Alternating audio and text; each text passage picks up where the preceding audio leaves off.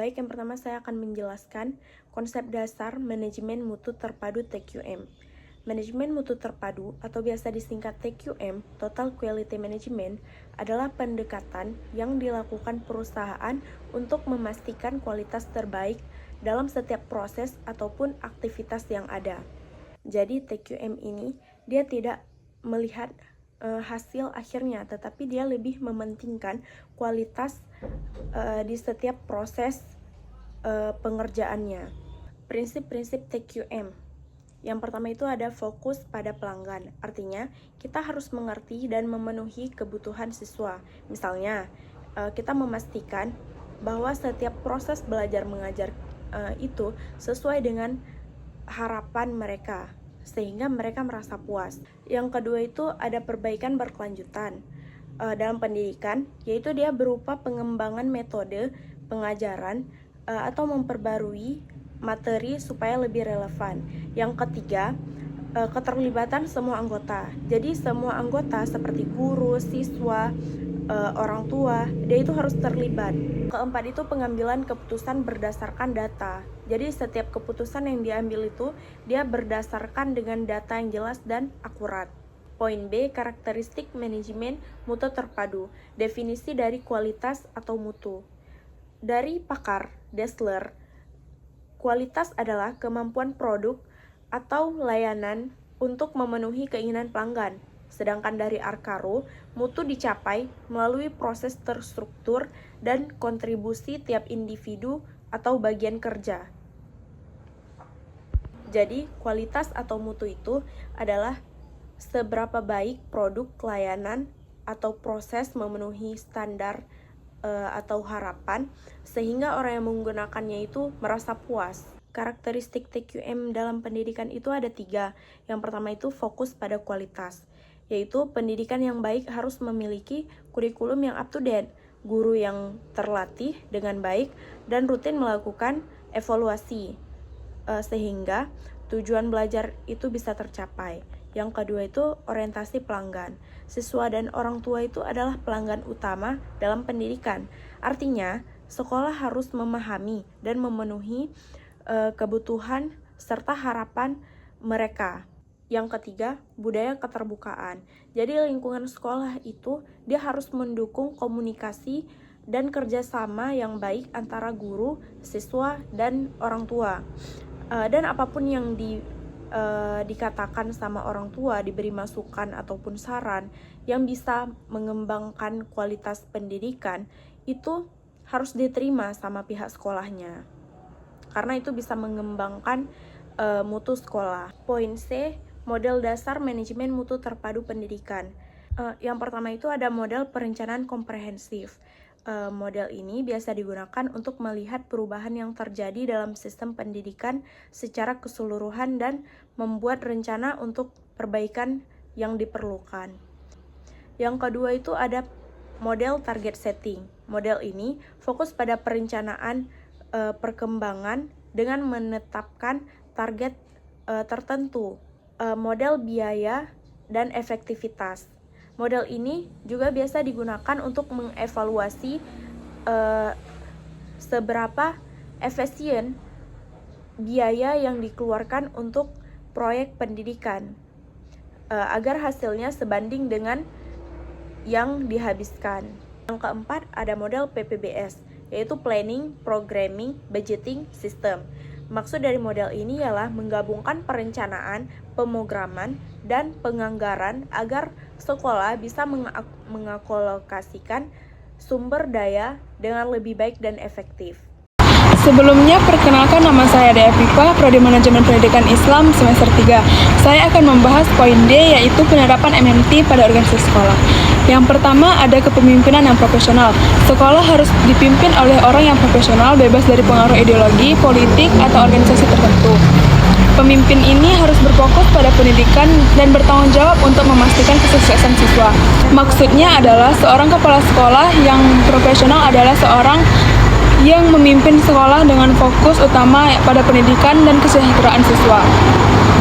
Mereka tidak membiarkan pandangan politik atau kepentingan pribadi memengaruhi keputusan yang diambil untuk sekolah. Contoh, misalnya seorang kepala sekolah bernama Pak Budi.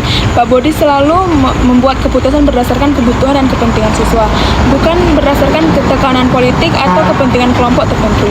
Jika ada program baru yang diusulkan untuk membantu siswa belajar lebih baik, Pak Budi akan menilai program tersebut dari segi manfaatnya untuk siswa, bukan dari siapa yang mengusulkannya atau apa agenda politik di baliknya.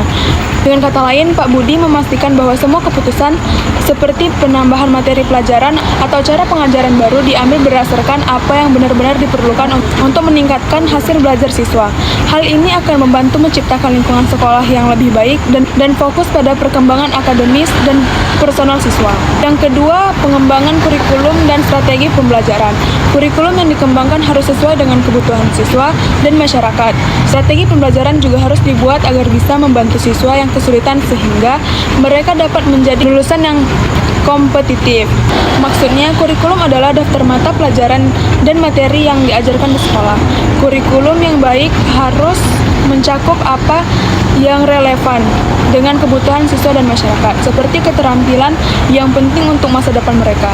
Selain itu, strategi pembelajaran adalah metode yang digunakan guru untuk mengajar semua siswa, termasuk yang kesulitan, bisa memahami materi dengan baik. Contoh, misalnya jika ada siswa yang sekolah tertarik dengan teknologi dan ingin mempelajari keterampilan komputer, kurikulum bisa ditambahkan dengan pelajaran tentang coding atau pemrograman.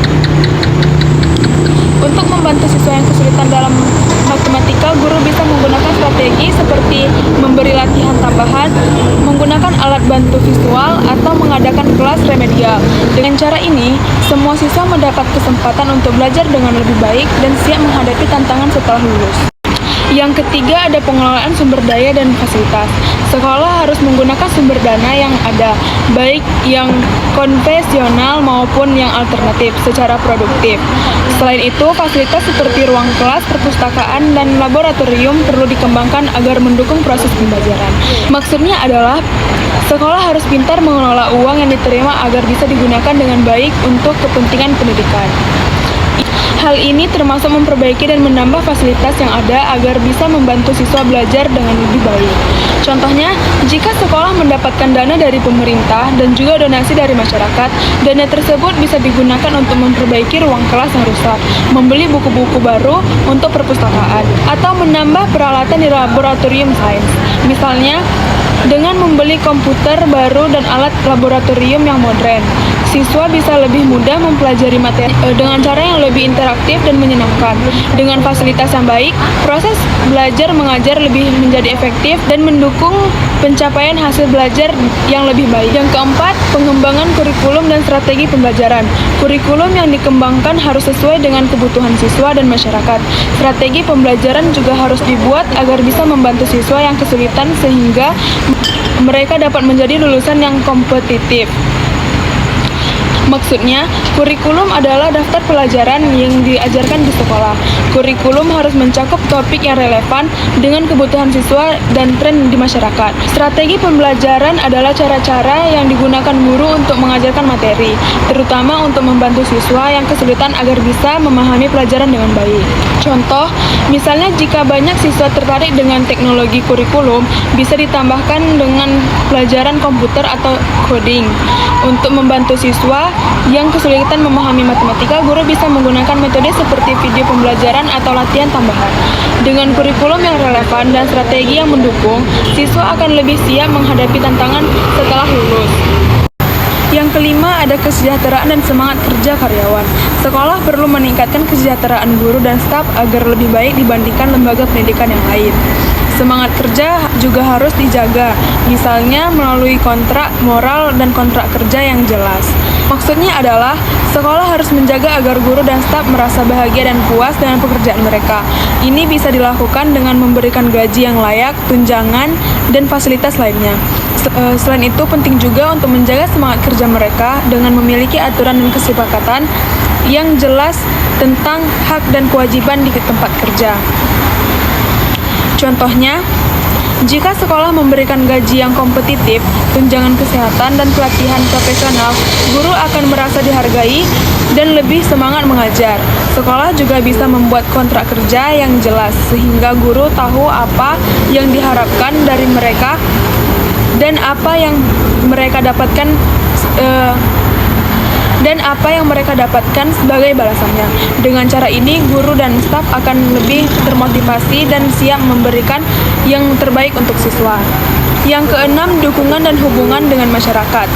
Sekolah harus membangun jaringan kerjasama yang kuat dengan masyarakat dan pihak lain yang bisa memberikan manfaat, baik secara ekonomi maupun sosial. Ini termasuk membangun hubungan yang baik dengan komunitas setempat untuk mendapat dukungan. Maksudnya adalah sekolah harus aktif berkolaborasi dengan masyarakat dan berbagai organisasi untuk mendukung kegiatan dan kebutuhan sekolah. Ini termasuk membangun hubungan yang baik dengan warga sekitar sehingga mereka mau membantu dan mendukung sekolah. Contohnya, sekolah bisa bekerja sama dengan bisnis lokal untuk mendapatkan sponsor dan donasi peralatan sekolah. Selain itu, sekolah bisa mengadakan acara seperti bazar atau seminar bersama komunitas lokal untuk meningkatkan keterlibatan masyarakat. Dengan cara ini, sekolah bisa mendapatkan dukungan tambahan dan membangun hubungan yang saling menguntungkan dengan masyarakat. Yang ketujuh, sinkronisasi dengan kebijakan nasional. Semua strategi sekolah harus diselaraskan dengan kebijakan pendidikan nasional agar apa yang dilakukan di sekolah sejalan dengan tujuan pendidikan yang lebih luas di tingkat negara. Maksudnya adalah ikuti aturan dan tujuan pendidikan yang ditetapkan oleh pemerintah. Penting supaya apa yang dilakukan di sekolah selaras dengan kebijakan nasional dan membantu mencapai sasaran pendidikan negara. Jika pemerintah menetapkan kebijakan untuk meningkatkan keterampilan digital di seluruh sekolah, maka sekolah harus memasukkan pelajaran komputer dan teknologi dalam kurikulumnya. Misalnya, jika ada kebijakan untuk meningkatkan keterampilan membaca di tingkat nasional, sekolah memastikan ada program membaca yang efektif dan sesuai dengan standar yang ditetapkan. Dengan mengikuti kebijakan ini, sekolah mendukung tujuan pendidikan yang lebih luas dan membantu mencapai hasil yang diharapkan secara nasional. Baik, sebelumnya, perkenalkan nama saya Elvira Khairunisa. Saya akan membahas mengenai poin E, yaitu proses penetapan MMT pada tatanan KML atau Kurikulum Muatan Lokal dan Implementasi Wajar di KAS 9 tahun. Yang pertama itu ada menyikapi konsep berwawasan inovatif. Manajemen mutu terpadu, program muatan lokal, dan wajib belajar 9 tahun itu adalah ide-ide yang baru dibuat untuk menghadapi tantangan zaman sekarang. Ketika ide ingin mencari solusi yang baik dan mencari dengan sesuai perkembangan yang ada. Tapi untuk menjalani ide-ide yang sukses perlu adanya kebijaksanaan. Semua pihak yang terlibat harus memahami kebutuhan masing-masing, tapi juga perlu sadar bahwa untuk kepentingan bersama yang harus diperhatikan. Jadi, bukan hanya fokus terhadap keperluan pribadi, tapi juga kepentingan bersama demi mencapai hasil yang baik untuk semua. Menurut klarifikasi effort structure anggota suatu sistem sosial, termasuk staf sekolah bisa dibagi menjadi 5 kategori dalam menyebarkan inovasi. Yang pertama ada inovator, yaitu orang yang suka tantangan dan berani mencoba hal-hal baru. Mereka sering terhubung dengan orang luar sekolah dan punya peran dalam membawa ide-ide baru ke lingkungan sekolah. Contohnya, seorang guru di sekolah memperkenalkan penggunaan perangkat digital terbaru dalam pengajaran sebelum teknologi ini menjadi umum. Guru ini mungkin mengatur pelatihan untuk kolega dan membagikan tips tentang penggunaan perangkat tersebut. Yang kedua yaitu mereka terlibat aktif dalam sekolah dan sering menjadi panutan. Mereka mendukung atau mendorong ide baru serta berpikir matang sebelum menerapkannya.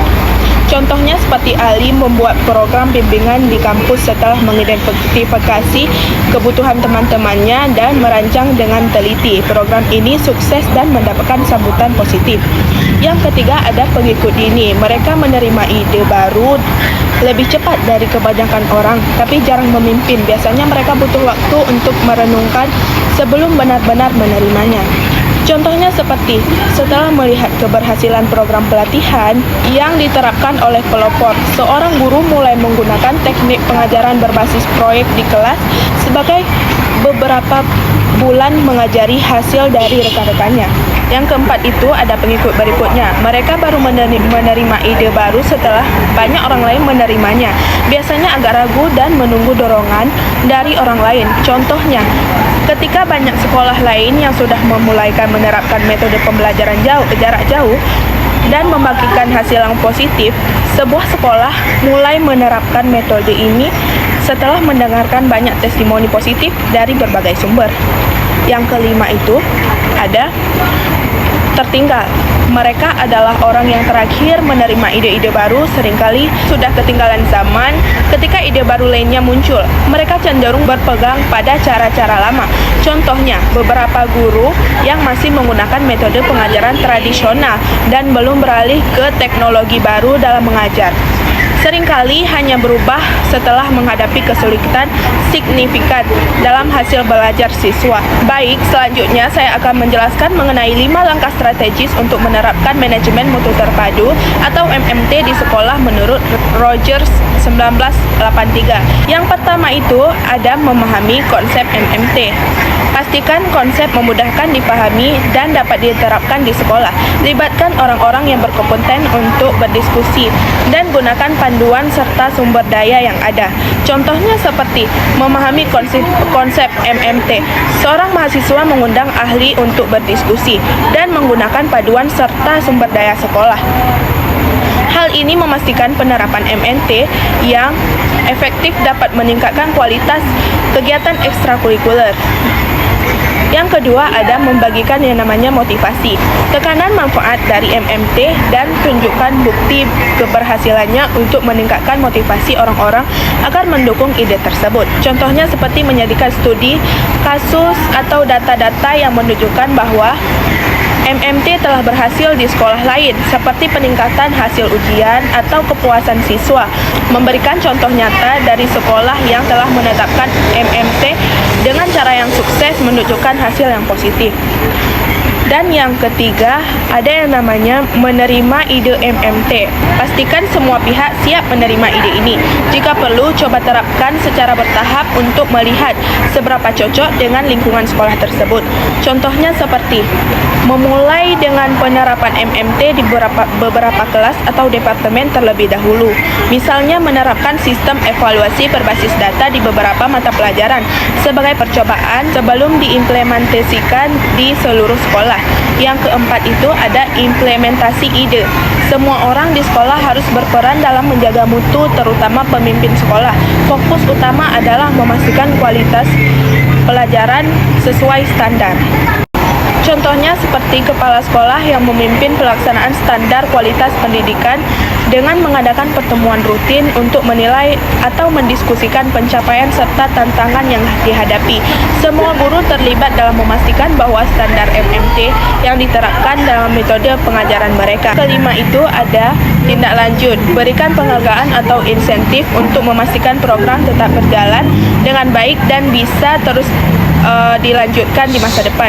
Contohnya seperti memberi sertifikat atau penghargaan kepada guru yang menunjukkan kemajuan signifikan dalam penerapan MMT atau menyediakan bonus untuk presentasi dalam meningkatkan mutu pembelajaran berdasarkan kriteria MMT. Baik, yang terakhir saya akan memberikan kesimpulan mengenai penjelasan di atas, yaitu manajemen mutu terpadu atau TQM adalah pendekatan untuk meningkatkan kualitas di semua aspek organisasi, termasuk pendidikan, dengan melibatkan seluruh anggota yang berfokus pada perbaikan keberkelanjutan.